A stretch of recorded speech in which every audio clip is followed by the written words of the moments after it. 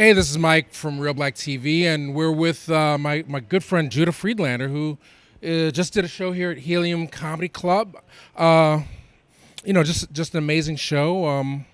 But there are other things going on. I just feel like we wanted to take a few minutes to talk to you. I mean, first off, after 90 seconds, people tune out. So let people know about your book. Oh, okay. I have a new book. It's called If the Rain Drops United. It's a book of drawings and cartoons I did. And they're cartoons. A lot of them are funny, but a lot of them are heavy, dealing with racism, classism, corporatization, sexism, and, check it out. Yeah, it's a great book, funny book. One of those coffee table, bathroom, funny gift. Whatever you want to do with it, I don't drink coffee, so I don't have a coffee table.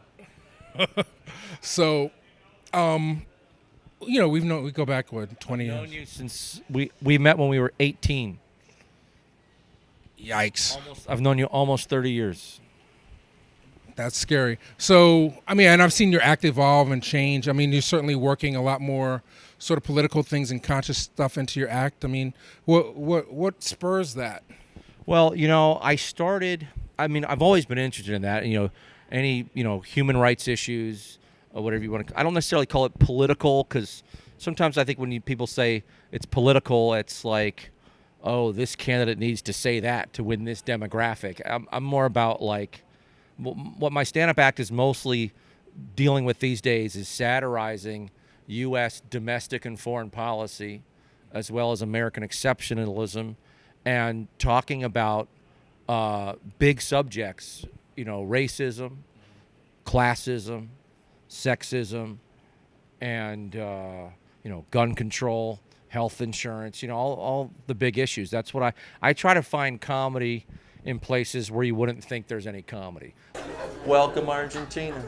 Argentina, we have a lot of weird holidays in this country. Do you have any weird holidays in Argentina? Okay, that's cool, too. We have a lot of weird ones here. We have Christopher Columbus Day. Have you heard of him? It's about Christopher Columbus. He's the guy who discovered America, even though there was already 1 million people living here for thousands of years. And he called them Indians because he thought he landed in India, but he fucked up and landed in America. But they just kept calling them Indians, and then they pretty much slaughtered all the Indians. And we have a holiday celebrating that guy. It's kind of weird. How should we really celebrate Christopher Columbus Day? Here's a thought. When you're up in a big building on a high floor and you're going back down to the lobby, but the elevator's crowded and someone else has pressed floor 3, but you weren't paying attention.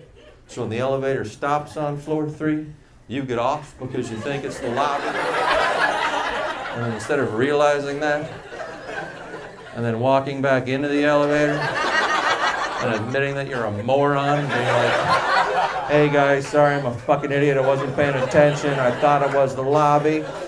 No, you don't admit it. You just stay on floor 3 and you pretend it's the lobby. And then you murder everyone on floor 3. Even like when I first started, I was always doing kind of twisted, dark kind of stuff. But usually just stuff that I was sort of like inventing and creating. It wasn't talking too much about stuff in the real world. And about 5 years ago, I started going to Europe doing shows there. And initially I thought I was going to be, learning about all these other countries. And I was. But what I wound up learning more about was my own country. It's kind of like if you're in like a bad relationship, but you can't see it, but all your friends can see it, So when I went to Europe and was doing shows, it was almost like I was able to see America from a distance and from a different perspective. So you can actually see it more. And then you see how other societies live and, they do so many things differently. And you realize, it doesn't have to be, you're so used to the one way you do things and you realize, wow, things can be done, in different ways. So it started really hitting me more. And then I moved. I live in New York City, and I lived way out in Queens for years in a non-gentrified neighborhood. And a couple years ago, I moved back to Manhattan. And you really see the classism, especially, and then you see the that's New York's known for being this melting pot, but when you really look at it, there's not much melting going on. Unfortunately, it's everyone's like kind of segregated in their own little neighborhoods, and during the day in Manhattan, people go there to work, but when they go home, they're all kind of in their separate little areas, and it's kind of it's almost like the diversity is almost a lie in a sense, and then I've noticed that I think racism is probably the biggest issue in the country right now. Not to say that other issues like sexism and many other issues, healthcare, gun control aren't big issues, but I think racism is such a big one. Yep. Yeah, no, I was just going to say, it seems like, I don't know what happened. It's like in 2008 when Obama was elected. Yeah. It just everybody was happy. We got a black president. This is a post-racial society, but it seems like it's gotten worse and worse, and now with social media, it's even far. And this year's election, even way worse. Yeah. Well, I think what's happening and has happened is that Obama got elected. So for the people who are flat out racists, they're not hiding it. That was like, their worst nightmare in a sense. A black guy and a black woman living in the White House, and you just had 8 years of that. And so I think they've gotten, they've gotten motivated. And now you have a woman who's close to getting into office, and you have a black man telling people to vote for this woman. So you have racism and sexism interconnecting for, it's pretty scary. And I think the people that are racist and sexist, I think this has emboldened them, and it's and so it has increased, I think. Yeah. So how has it affected your act? I mean, where's the humor in all this? Well, that's a great question, and sometimes it can be hard to find, and I think it's stuff that has to be talked about. Like in my act, one of the bits I was talking about doing a bit on was Hollywood and its present day racism and its history of racism. Do you think the Oscars are racist? Yeah? No? It's all right. You think Hollywood's racist? No? You don't think there's any racial issues with Hollywood at all? Really? Let me talk to you for a second. I think to move past and move forward, I mean, there's racist structures throughout the country. It's part of the country's history, and there's nothing wrong with acknowledging it. I think not acknowledging it is a big problem. I think Hollywood should start by acknowledging their racist past. Do you know what the first blockbuster ever was? It was 1915, Birth of a Nation, based on a book called The Klansman. And in the movie, the KKK are the good guys. Maybe Hollywood should start by talking about that a little bit. And then they can progress and move forward, But that's the other issue. Every person who owns the studios is a white guy. So even if they're not racist, they're more likely to greenlight a white guy movie, and that shuts out a lot of other people. And then Hollywood sometimes will even make a white show even whiter. Do you remember the show Everybody Loves Raymond? Yeah. Starred Ray Romano, Italian-American, dark brown hair. His wife on the show, Italian-American, dark brown hair. Their kids, all blonde. That's Hollywood taking a white show and making it even whiter. If they're doing that to a white show, imagine what they're doing to any other kind of shows.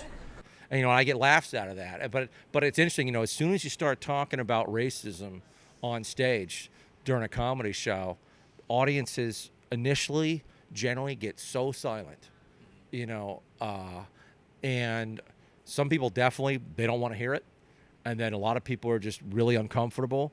But I've come to really like the uncomfortableness, because I think being uncomfortable, that's part of the process of change. Just like with with Kaepernick protesting, you got all these people, saying he shouldn't be doing that. That's disrespectful, and it's like, no, he's protesting peacefully, and he has a specific point and a specific message, and I think it's a great message that he has, and people are always gonna, if someone is racist or bigoted, they're not going to agree with something, and they'll find a million excuses, But I think for the people who may not be racist, but race might not be something that they ever think about, with whether it's white privilege or just people are busy in their lives. Just everyone's just trying to, no matter who you are, life is tough, but a lot of people obviously have it tougher than others, and so some people may not even think about race issues, or they don't want to hear it. Like, one thing I've said is that, like, America is really good. America is not good at looking in the mirror, but it's good at looking out the window and putting the blame on someone else, and when you start talking about race, you're forcing people to look into the mirror, and so change is never something that comes easy, no matter what it is. Just like, if you're someone who's trying to quit smoking, you're trying to lose weight, you know what you need to do it, but it's so hard to do. And now you're talking about, institutionalized racism that's been in the country since its beginning, since before it was a country, and it's still here. That shows you how powerful racism is, so how do you get rid of it? But not, so it has to be talked about. And just like I remember Bernie Sanders, a little over a year ago, was given a speech, I think in Seattle, and a couple women got up on the stage from Black Lives Matter, and they were protesting, and all these people got upset at those women. They're like, "Why are you protesting Bernie? He supports you." But at the time, Bernie wasn't talking about race issues. That was early in his campaign. He was only talking about financial issues, which crosses all lines, and he thought that was enough. And those women from Black Lives Matter, in my opinion, were correct, in what they were doing, because it forced Bernie to talk about not just, dealing with race, that the financial things are going to, the financial corruption, you fix that's going to fix all the race things. Like, no, it isn't.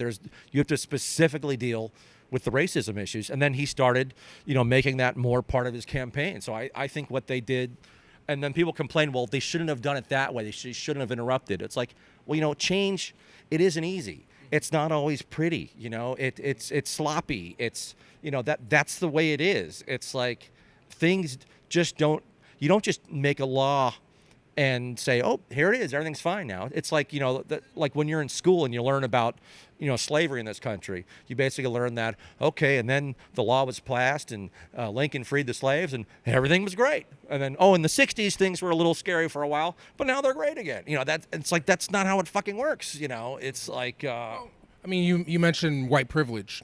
Sure. Earlier. I mean, I think I talked to somebody say, like, it's in the Constitution, all men are created equal, and I think in our hearts, in everyone's heart, we want things to be fair, but then nobody really wants to give up something that they already have in order for somebody else to have the same as them or better. And also, you're talking about the Constitution. The word woman is not even mentioned in the Constitution, and obviously, when they said men, they weren't referring to all men, So it's it's something that I think always needs to be discussed, and it's not easy, especially when you're doing a comedy show, because you got people from all walks of life coming in, and some might already agree with you. There's definitely be ones that don't, so it can be challenging to talk about that stuff. Like, I did a show. I remember I wore a Black Lives Matter T-shirt. It was about a year ago on stage in New York at a show. I wear the shirt, and initially you can tell people are like really kind of on edge, just because I'm wearing the T-shirt, and it's like, it's amazing that like I think if a black person wears a T-shirt, that puts a lot of people on edge, and then when a white guy is wearing a Black Lives Matter T-shirt, a lot of people are, I think, even more confused, and also like threatened, like what's going on, and it's just. Well, why do you perceive that as a threat? I mean, that's something, we brought up with. I don't. No, I'm saying why do people perceive it as a threat in terms of like if somebody stands up for themselves and says Black Lives Matter, it's not saying white lives are insignificant. I mean, why? Exactly.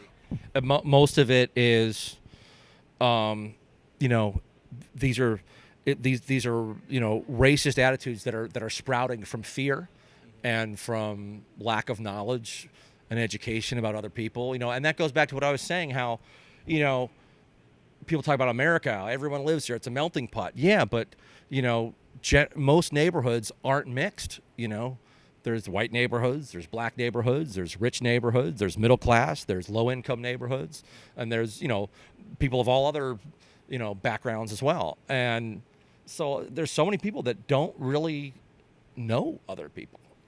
They know stuff from what they see on the news, and the news is giving you a very filtered, very biased point of view. And they know people from entertainment, they know people from sports, but there's not, there's not as much interaction as you would think.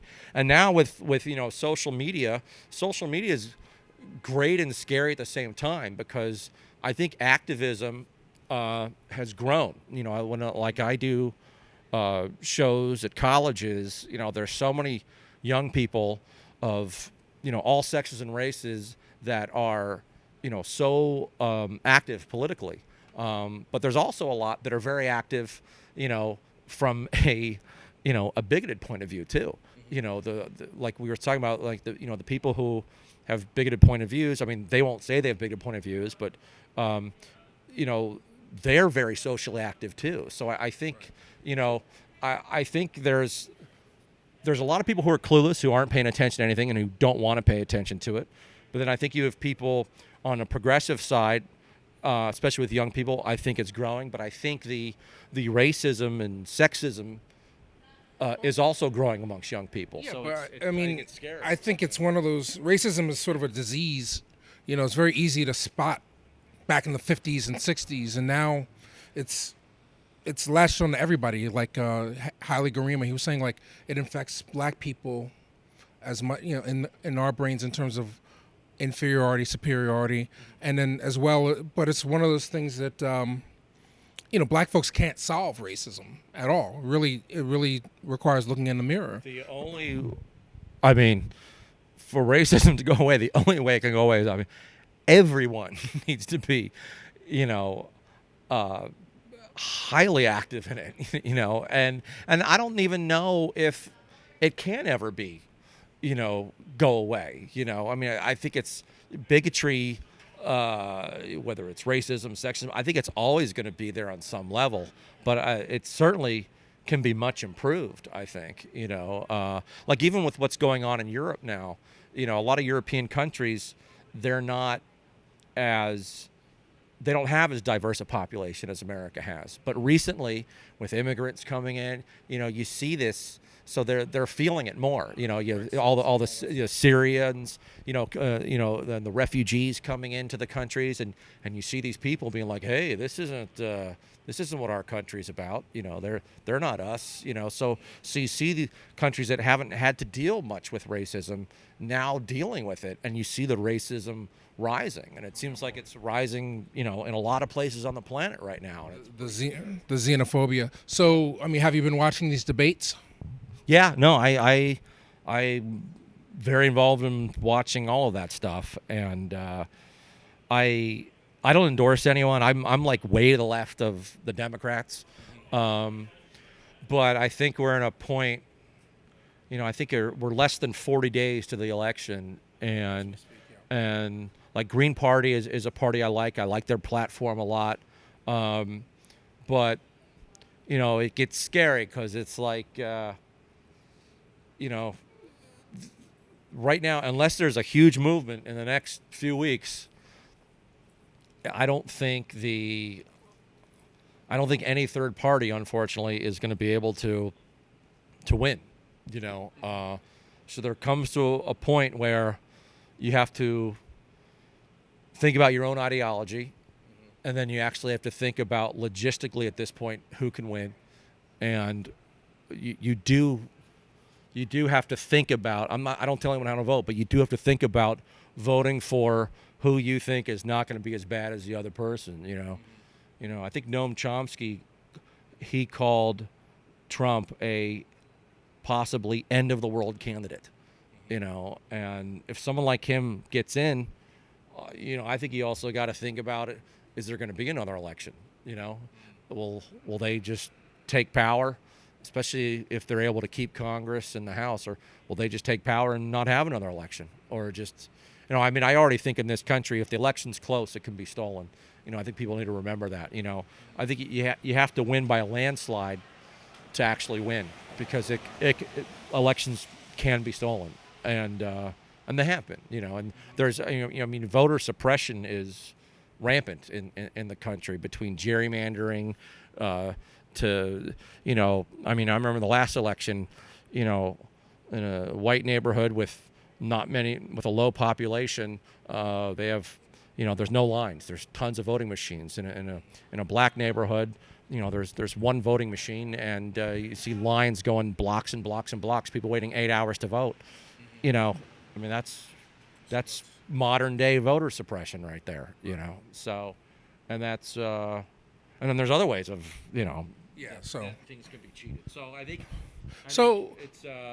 But it's a scary thing. But I do think this country needs a party like the Green Party or a new party to really gain power. Because most people in this country, I think, or at least about half the country, isn't even affiliated with Democrats or Republicans. And both the parties, in my opinion, are to the right. I remember talking to some people from Canada, and they're like, our Democratic Party is still to the right of, this is a few years back, of like their right-wing party. So. Sort of like Coke or Pepsi. Which do you prefer? Yeah, well, that's often, it's like you got Walgreens or CVS, and you think you're given all these choices, but what do you really have? But I do think there's a big difference between Hillary and Trump. I think it's a massive difference. I think Hillary there's tons of things I couldn't disagree with her more on, but I think I think Trump is a very, very dangerous candidate. Yes, it's definitely very dangerous. So, if you're looking at racism, like I said, in the 50s and 60s, when there was a sign saying, black folks can't drink from this fountain, or black folks have to sit in the back of the bus. The minute those cameras came on and the nation saw the water hoses and the dogs being sicked on black people, folks mobilized. There was also a strong religious community, and change was affected. But do you see mobilizing? Black people or white people? Or blacks and whites? You had Jewish people going down south and helping to register people to vote. Political systems, people became mobilized in terms of black folks being elected to mayor offices and things like that. But now in 2016, how do you mobilize people into believing that they can affect change? I think when you meet young college students and stuff, the ones that are politically active, I think they're very educated. I think and I think social media and the internet is there's so much you can learn on there, but people can be taken to bad areas and to good areas, because like I said, the bigotry that's out there, they're very active too, and they recruit a lot of people, and then you talk about the whole free speech thing, like a lot of the language has changed, there are people out there that will call themselves, and I'm 100% for free speech, but there are people out there who call themselves free speech activists, but they're really just racists, and sexists, so it's very tricky, and like Trump will say he's just not PC. It's like, well, no, dude, that's not what he's saying, so I think, it can be the optimism, the pessimism with me, it goes up and down, but I think you have to fight. I think you have to fight with love. Try as hard as it is not to fight with hate, but fight with love. And I think the more people, like I remember when I bought this Black Lives Matter T-shirt. I bought it like a little over a year ago up in Harlem, and they weren't selling it. I went to like one of those little put-on shops, where they iron on the stuff, and I had to make it, and so. But I remember being like nervous to wear it, like on stage, or on a show, and I'm like, why should I even be nervous about this? But you get nervous because, there's fear out there. You're like, well, how are people going to react to it? And believe me, there's plenty of people who, are scary in the way they react, and even on Twitter, I post something for Black Lives Matter on Twitter or Instagram, and I'll get a lot of likes and stuff, but then there's always racist trolls on there. We can see the trolls now. Yeah. So, but, So, I mean, so the election's coming up. A lot of comedians are saying it's going to be good material once the election occurs. I don't look at any of this stuff and say this is going to be good material.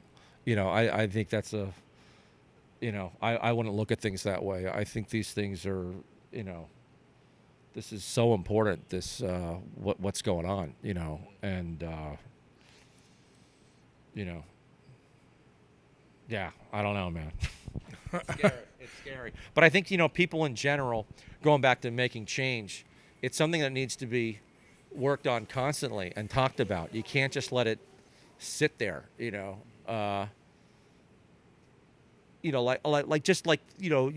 talked about it just earlier when we were just talking about how the news media was calling when Obama got elected almost like self-congratulatory. Look at us, we're in a post-racial society. Mm-hmm. Now, are people, if let's say Hillary gets elected, are they actually newscasters going to go, look at us, we're in a post-sexist society? Mm-hmm. No way. I mean, you've seen, with this election, the racism and sexism that's out there, it's very large, and I don't know what percentage of the country is that way, but it's a lot, and some people know it in themselves, some people don't know it, and I think it's things that need to be talked about, and I just think it's yeah. So, but I don't know. Well, I don't know the answers. I don't know the answers, but you have to you have to talk and discuss these things, Right. Well, I think we're all learning and evolving as we're exposed to. I think. Hopefully. Well, I think. I think that. The '90s, early 2000s, people were kind of comfortable in terms of like a status quo. There was no real societal pressures pushing them to wake up. I don't think you had the cell phones. Taking videos of people getting shot. No, I'm saying that was always there, of course. I'm just saying, like, I think it's interesting in 2016 that artists are in a position where they can mobilize and have things to talk about. I mean, but I think a lot of people don't talk about it, and while I don't condemn anyone for not doing that. I mean, I think there is a point. There is an importance to just plain entertainment. Entertainment doesn't have to be all politically active. It can just be escapism. And I do some stuff in my act sometimes where it is just escapism. Yeah, you didn't turn into Lenny Bruce overnight. No, but I'm saying, the past, the new album and stand-up doc that I'm making, it's almost all stuff dealing with human rights issues and satirizing, like I said, U.S. and domestic foreign policy. So that I was hoping to have it out before the election. Hopefully I still will. If not, it'll be ready before the end of the year. But also if you look back into the 80s, there was Live Aid, which was raising money for starving people in Africa, I believe, right? And then there was Hands Across America, which was raising money for the hungry and the homeless in the U.S. Sun City. There were a lot of issues that artists got behind. We Are the World. But I'm saying none of them were like like race issues in our own country. You know, it was almost like, you know, it's interesting because like people didn't even like. It seems like they weren't as big issues, but then in some areas, you know, you have the LA riots. You had, you know, it was festering there, but it wasn't like it didn't become a national like movement kind of a thing. And I think I was talking to a friend of mine, Ted Alexandro, this was a couple years ago, and I remember him saying he's very politically active and Occupy Wall Street and Black Lives Matter, and he was saying, you know, a couple years ago, I think we're in the middle of another civil rights movement. And I agree with that, you know. You know, and the other thing about the protesting, it's like if you look out through history, people have always tried to squash people sticking up for themselves. You know, I remember when the Occupy Wall Street movement first started, all the TV news was like, who are they? They don't even have a leader. What do they want? And what was their message? It was about the 99% and the 1% taking all the money. And now, you know, and that was, you know, 5 years ago, I think that started. And now that is one of the main, for the past 3-4 years, that has been one of the main issues is the corruption of money and equality of pay in this country. So Occupy Wall Street was successful, you know, but the media, you know, mainstream media just tried to shit on it, you know. And then if you look at Black Lives Matter, you know, they're trying to like, so many people are trying to be like, you know, Black Lives Matter is Giuliani is saying Black Lives Matter is a terrorist group. All these things that are just flat out lies. They're just trying to squash it, you know. So you got to, you know, but the more people that speak up and get involved, the better. I actually just started an art project on social media, on Instagram. It's called Activist Barbie. So I have a Barbie doll. I made a Black Lives Matter T-shirt for her, and she has her hands up and she has different protest signs. And I went to a Black Lives Matter rally with her and I took photos of it. And the idea behind the project is basically, you know, there's a Desmond Tutu quote saying something, in times of injustice, I may be slightly misquoting it here, but in times of injustice, if you are silent, you are siding with the oppressor. And so the activist Barbie is basically saying she can be silent no more. And so I wanted to do this sort of like art experiment to see, one, how people react to it. Barbie's such a iconic figure, you know, and I mean, now there's all different kinds of Barbies, but initially blonde was the thin blonde, you know, Barbie, and this so-called, you know, perfect, figure or whatever. So, so the Barbie is basically going through, in my storyline, with like an awakening. She's talking to Ken. So I have a picture of like her and Ken, and she says that, you know, she's going to go to this Black Lives Matter rally, and he doesn't know how to respond to it, but she goes anyways. And so the point I'm doing, the main reason I started doing this thing was to get people who aren't active, who may want to be active but may be too scared to do it, or maybe not think it's important, to get them to realize that, like, basically, if the only people who are protesting are the ones who are actually being directly oppressed, if they're the only ones who've been protesting, change will definitely never happen, or it'll be way too slow. You have to have people who aren't directly affected by oppression, people who aren't being oppressed, to be a part of it and helping out. Otherwise, it won't happen, or it'll just be much, much slower. You know, so that's why I started that art project. No, I think it's great. No, I think people are waking up. I mean, people watch this channel certainly are woke. They come here for consciousness. So I definitely feel like that. You know, it's happening. I mean, I think we're all evolving. It's great to see how you've evolved in your art, and it's still funny. I mean, the act is hilarious. I mean, people are in for a good time, right? Yeah. No, thanks, man. I mean, comedy is still the goal, but like I said, I like, you know, when I can be, you know, when I'm talking about, you know, racism and you can get, you know, the audience to laugh, and you're talking about issues that are, you know, very, very heavy.